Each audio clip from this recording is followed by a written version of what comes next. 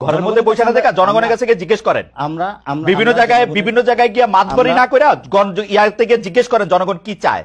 আমি এটা পলিটিশিয়ানদের আমরা দেখতেছি আপনারা বিভিন্ন জায়গায় সালিশ করতেছেন, বিচার করতেছেন, কে দিছে আপনাদের এইগুলি করতে কথা?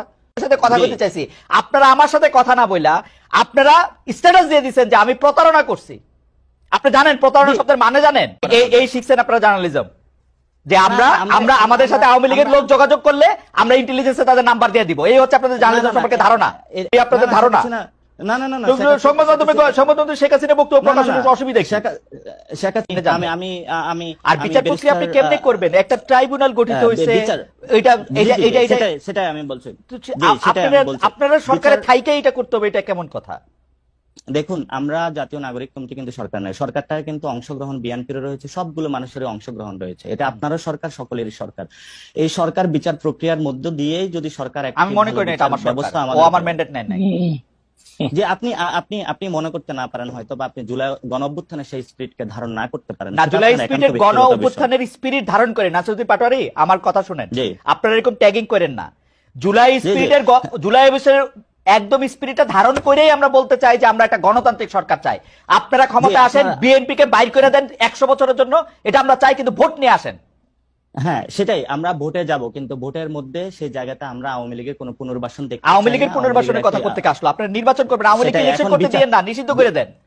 তাহলে আওয়ামী লীগ প্রশ্নে তাহলে বিএনপির অবস্থান ক্লিয়ার করুক, জাতি তার অবস্থান ক্লিয়ার করুক, সেই জায়গায় কিন্তু আপনারা ক্লিয়ার না হয়, মানে সরকারে বলেন আওয়ামী লীগকে নিষিদ্ধ করে দিতে, সরকারে বলেন আওয়ামী লীগকে নিষিদ্ধ করে দিতে, বিএনপি কি করবে? ভাই, এখানে হলো আইনজ্ঞ একজন ব্যক্তি রয়েছেন এবং আপনিও বেশ ভালো পড়াশোনা আছে। আপনি যদি ডিরেক্টলি, যেমন ছাত্রলীগকে নিষিদ্ধ করা হয়েছিল উইদাউট এনি কমিশন, তার কোন বিচার প্রক্রিয়ার মধ্যে কিন্তু সে আসে নাই।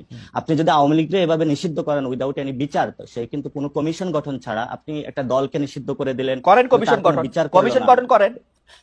সেই বিষয়গুলো তো আমরা দাবি তুলছি, কিন্তু এই দাবিগুলো তো আমরা জনগণের পক্ষের কাছে গিয়ে বুঝাচ্ছি, তুলছি। আমরা তো জনগণের কাছে এখনই যায় নির্বাচনী সভা করছি না, আমরা তো জনগণকে এখনই যায় প্রেসার দিচ্ছি না, ভোট চাই ভোট চাই ভোট চাই। আমরা তো এই কাজগুলো এখন করছি না, আমরা বলি ভোট। আপনারা জনগণের কাছে গিয়ে জিজ্ঞেস করেন জনগণ কি চায়।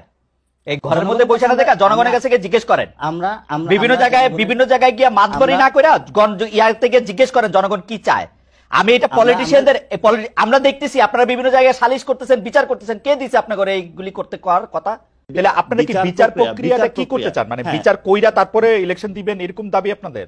না না না না, সেটা আমরা বলছি বিচার প্রক্রিয়ার একটি ভিজিবল আমরা রূপ চাই। যারা শেখ হাসিনা আছে এবং তার গভর্নমেন্টে ডিরেক্টলি যারা খুনের সাথে ইনভলভমেন্ট ছিল, আমরা বিচার প্রক্রিয়ার একটি ভিজিবল কোনো কিছু দেখতে চাই। তারপরে হলো নির্বাচনের আলাপগুলো ঢুকুক। নির্বাচন এবং সংস্কার বা বিচার এগুলো কোনোটা তো বিরোধী নয়। যারা বিরোধী বানানোর চেষ্টা করছে, আমরা মনে করতেছি তারা অন্যদিকে দেশকে ধাবিত করার চেষ্টা চালাচ্ছে। আপনারা পাটোয়ারি, আপনার কথা শুনেন, আপনি বলতেছেন যে বিচার প্রক্রিয়া যদি আমরা না করি তাহলে এরপরে যারা ক্ষমতা আসবে তারা বিচারটা না হইতে পারে, সেই জন্য আমরা বিচার করে যেতে চাই। আপনি তো সরাসরি বলতেছেন যে বিএনপি আসলে আওয়ামী লীগের এই লোকজনের, এই দুঃশাসনের, ফেসিসদের, হাসিনা আর এদের বিচার করবে না।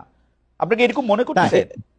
না, বিচার প্রক্রিয়া যদি কোনো দল করে, সেখানে ওই দলগুলো সাহসী বা ওই জায়গাটা উদ্যোগ নিবে না বলে মনে করি। কারণ আমরা গত 53 বছরে দেখেছি যে কোনো দলই যখন কোনো অপরাধ করেছে, অন্য দলই যে ভোটের মাধ্যমে ক্ষমতায় এসেছে, পরবর্তীতে ওই বিচার প্রক্রিয়ার কোনো একটা নজির আমরা বাংলাদেশে দেখি নাই। এবং বিচার বিভাগের যে সংস্কার কমিশন হয়েছে, কাজল ভাই তো একটা কোর্টে, সুপ্রিম কোর্টে রয়েছেন এবং সেখানে দেখতে পাচ্ছেন আজ পর্যন্ত সুপ্রিম কোর্টটাকে আপনারা আওয়ামী লীগ মুক্ত করতে পেরেছেন?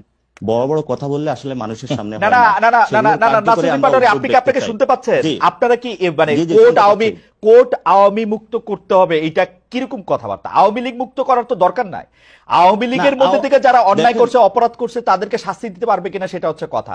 আপনারা আজকে জুলাই আগস্টে যে জায়গায় দাঁড়ায় আছেন, আপনি ব্যারিস্টার কাজলকে জিজ্ঞেস করেন গত 15 বছরে বিএনপি, জামায়াতের, বিরোধী দলের কত লোকের রক্তের উপর দাঁড়ায় আপনারা রক্তে দাঁড়াইছেন। গত 15 বছরে যারা গুম হয়েছিল, খুন হয়েছিল, একবারও কি তাদের পক্ষে দাঁড়িয়ে কখনো বিচার দাবি করা হয়েছিল? গুম কমিশনের রিপোর্টটা সামনে আসবে, তাহলে যারা গুম এবং খুনের সাথে ইনভলভমেন্ট ছিল তাদেরও তো বিচারটা দাবি করা হয় না। যে বিএনপির কর্মীটা বিভিন্ন জায়গায় নিজের বুকটা পেতে দিয়েছিল, সে তো আজকে বিচার পাচ্ছে না। যে বিএনপির এখনো পর্যন্ত হলো ভাই অথবা বোন যাদেরকে এখনো পাওয়া যায় না, যাদের রক্তের উপরে দাঁড়িয়ে আজকে বিএনপি কথা বলছে, তার জন্য তো বিচার চাচ্ছে না বিএনপি। আমি তো ফেসি সিস্টেম দেখি যে আপনারা কাউরে কোনো কিছু কইতে দেন না। এই সরকারের আমলে কারো ইন্টারভিউ নিতে গেলে 3 জন 3 জায়গায় দেয়া লেখে, এ প্রতারণা করছে, এইটা করছে। আপনারা তো কারো কথাই শুনতে চান না। আমি মতিউর রহমান চৌধুরীকে আবার উদ্ধৃত করতে চাই, তিনি বলতেছেন এই বাংলাদেশের এই সরকারের এগেইনস্টে কোনো রিপোর্ট কোথাও ছাপা হয় না।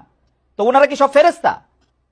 না, মতিউর রহমান কিন্তু একটা বিতর্ক সৃষ্টি করেছিলেন, কিন্তু আমরা বরাবরই হলো যে কোনো সংবাদ না মতিউর রহমানের বিতর্ক বাদ দেন, মতিউর রহমানের এই কথা নিয়ে কথা কন।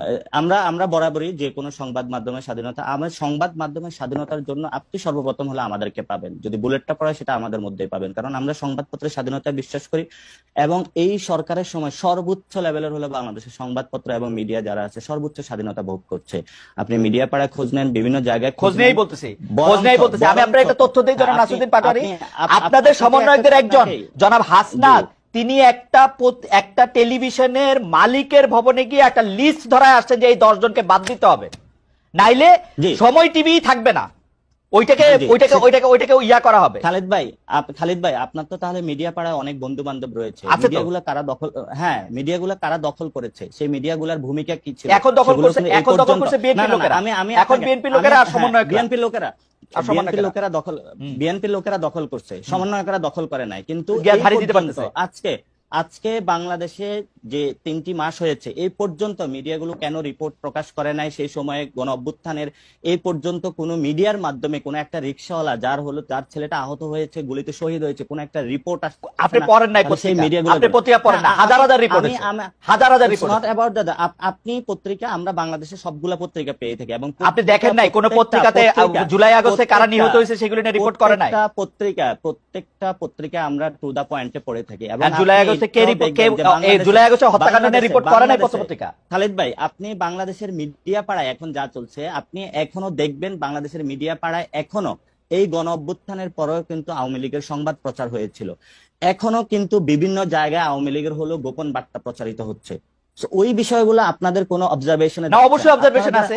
আপনি কি মনে করেন যে শেখ হাসিনা গণভবনে থাইকা এসএসএফ লইয়া এতগুলি ইন্দুর এতগুলি বান্দর লইয়া ক্ষমতায় টিকতে পারে না, হেলিকপ্টারে চলে গেছে? আপনার কাছে কি মনে হয় গোপন বার্তা 2টা দিলে পত্রিকা প্রকাশিত হইলে আপনাকে চলে যাবে, শেখ হাসিনা আবার আইসা পড়বে ক্ষমতায়? এই আপনাদের ধারণা? সংবাদ মাধ্যমে শেখ হাসিনা বক্তব্য প্রকাশের অসুবিধা? শেখ হাসিনা আসার বিষয় না, আসার বিষয়টা যখন আপনি নিষিদ্ধ একটি সংগঠনকে, যার খুনের রক্তের দাগ এখন আছে, আপনি তো তাকেও নিয়ে আসতে চেয়েছিলেন। হ্যাঁ, চাইছিলাম তো। জনগণ যখন কথা বলেছে আপনি কিন্তু সেখান থেকে পিছপা হয়েছে না? পিছপা হয়েছে আপনারা মামলা করার হুমকি দিচ্ছেন, আমি অ্যাটর্নি জেনারেলের সাথে কথা কইছি, তারা কইছে যে হ্যাঁ এটা মামলা করা যাইতে পারে। হ্যাঁ দিছেন তো। আমি একজনের সাথে কথা বলতে চাইছি, জনাব নাসিরউদ্দিন পাটোয়ারী, আমি একজনের সাথে কথা বলতে চাইছি, আপনারা আমার সাথে কথা না বইলা আপনারা স্ট্যাটাস দিয়ে দিচ্ছেন যে আমি প্রতারণা করছি। আপনি জানেন প্রতারণা শব্দের মানে জানেন? জি জি, এটা আমি কিন্তু এটার স্ট্যাটাসের দায়ভার নিচ্ছি না, কারণ যে স্ট্যাটাস দিয়েছে সেটাতে সে জায়গাটা বলবো। কিন্তু আমরা স্পষ্টত যেটা দেখি, ক্যাম্পাসে আমরা যাদের হাতে মাইর খেয়েছি, যারা আমাদের প্রতিনিয়ত পিঠাইছে, যারা প্রতিনিয়ত যাদের হাতে হলো খুনের, আমি ওরে নিয়ে আইসা কোলে বসে আদর করতাম, এরকম আপনার ধারণা? না, আপনি কোলে নিয়ে আইসা আদর করা না, অথবা ও আইসা কথা বললে সব লোক আপনাদের বিরুদ্ধে চলে যেত। তাহলে আপনার সাথে তো তাদের সাথে যোগাযোগ আছে, আমার সাথে যোগাযোগ নাই। যোগাযোগ থাকতে হয় না, 50টা জায়গায় আপনাদের সাথে যোগাযোগ আছে, এবং সেই জায়গাতে বাংলাদেশের ইন্টেলিজেন্সকে একটু হেল্প করবেন, কিভাবে তাদেরকে ফিরিয়ে এনে এই শিখছেন, দাবিতে হলো বিচারের এই শিখছেন আপনারা জার্নালিজম, যে আমরা আমাদের সাথে আওয়ামী লীগের লোক যোগাযোগ করলে আমরা ইন্টেলিজেন্সে তাদের নাম্বার দিয়ে দিব। এই হচ্ছে আপনাদের জার্নালিজম সম্পর্কে ধারণা। এটা হলো আমাদের জার্নালিজম ধারণা না, এটা হলো যে জায়গা থেকে খুনের বার্তা গেলে তারা আসুক বিভিন্ন জায়গায়, তারা মাঠে দাঁড়াক। শোনেন, এই যে সাদ্দাম, আমি আজকে টেলিভিশনে বলি, এই সাদ্দাম দিয়ে আমি হচ্ছে ওয়ার্স্ট সাফারার। ওকে আমি একটা প্রশ্ন করার পরে ও হচ্ছে 60,000 ফেসবুক ভুয়া পেজ খুলে আমার বিরুদ্ধে লিখছে। আমি মনে করছি ও আসবে না, ওইটা তার জন্য পিকনিক হইতো না। এটা আপনিও তার ভিকটিম ছিলেন। হ্যাঁ, তাহলে সেজন্যই তো আমি তার প্রশ্ন করতে চাই। আপনারা কি দেখেছেন যে এই টিমের একটি স্ট্যাটাসে এবং তাদের একটা লাইভ টক শোতে সবাইকে হত্যার হুমকি দিয়েছে? এটা কি আপনি দেখেছিলেন? আমি আমি আমি আমি আমি আমি আমি এগুলি দেখি না, আই এম সরি। আপনি আসলে আমরা প্রশ্নের মধ্যে আসেন, প্রশ্নের মধ্যে আসেন, কারণ এই যে আপনি যে এটার কথা বললেন এটা নিয়ে আমার কোনো ইন্টারেস্ট নাই, কোনো ইন্টারেস্ট নাই। এখন আপনার ইন্টারেস্ট থাকবে না, কারণ আপনি ব্যক্তিগত বিষয় নিয়ে আসছেন, তো যে আপনি কোথায় কাউকে নিয়ে আসতে পারেন নাই, কোথায় কি। আমি আসি নাই কিন্তু ব্যক্তিগত বিষয় না, জনাব নাসিরউদ্দিন পাটোয়ারী, এই প্রসঙ্গটা আপনি তুলছেন, এই প্রসঙ্গটা আপনি তুলছেন, এই জন্য আমরা কোনো মানে ব্যক্তিগত বিষয়ে যাচ্ছি না। এই প্রসঙ্গটা আপনি তুলছেন পাটোয়ারী, আপনি তুলছেন, আমি তুলি নাই। কিন্তু আপনি ওইটা বলেন, আপনি ওইটা বলেন। হ্যাঁ, আপনি যেটা বলতে চাইতেছেন, হ্যাঁ আমি যেটা বলতে চাইতেছি সেটা হচ্ছে যে এই মুক্তিযুদ্ধের বিপক্ষের যে বয়ানটা, যেমন এইটার ক্ষেত্রে নাগরিক যারা আপনারা আছেন নাগরিক কমিটি, তারা আসলে অবস্থানটা কি নিতেছেন সেটা একটু আমাদের বলবেন। যে আমরা দেখতে পাচ্ছি যে একজন মুক্তিযোদ্ধা, আমি আসলে মুক্তিযোদ্ধারা বলে না, যে কোনো লোককেই আসলে অপমান করা, তাকে গলায় জুতার মালা দেওয়া এবং কোনো একটা কারো ছত্রছায়া এটা করা, এটার বিপক্ষে আপনি যদি 2 লাইনে একটু বলতেন যে এই জিনিসটা নিয়ে আপনি আসলে কিভাবে দেখতেছেন। না, প্রথমত আমরা বলি যে মুক্তিযুদ্ধের যে আকাঙ্ক্ষাটা ছিল, 71-এ মানুষ যে জন্য যুদ্ধে ঝাঁপিয়ে পড়েছিল, সেটা তো ব্যাহত হয়েছিল। এবং গত 53 বছরে বিভিন্ন দল ছিল, সেনা শাসন ছিল, বিভিন্ন বড় বড় কিংস পার্টি তারা ক্ষমতায় ছিল, এবং সেখানে তারা কিন্তু মুক্তিযুদ্ধের এই বিষয়গুলো এই পর্যন্ত কিন্তু যে দলে এসেছে তারা কিন্তু মুক্তিযোদ্ধা বানিয়েছে। এবং সেই জায়গাতে মানুষের প্রতি কিন্তু মুক্তিযুদ্ধের প্রতি একটা বীতশ্রদ্ধা তৈরি হয়েছিল, কারণ কে আসল কে নকল বোঝা যাচ্ছে না।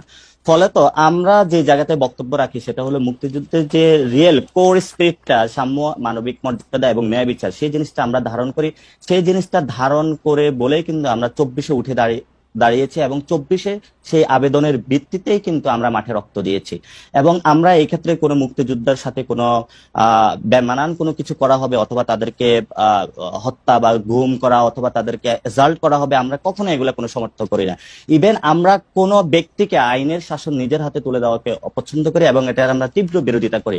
কারণ কোনো ব্যক্তিকে হলো বাসায় থেকে উঠে নিয়ে কান ধরে উঠবসা করা অথবা তাকে এজাল্ট করা, আমরা কখনো এই বিষয়গুলো সমর্থন করি না। আমরা মনে করি দেশে একটি সুন্দর বিচার প্রক্রিয়ার মধ্যে যদি কেউ কোনো অপরাধ করে থাকে সেটার বিচার হবে, আর যদি সে অপরাধ না করে থাকে, যদি কেউ তাকে সেই এলিগেশন এনে থাকে, তাহলে তার বিচার করা হবে। আমরা সেই সুন্দর বিচার প্রক্রিয়া বিশ্বাস করি। ওকে।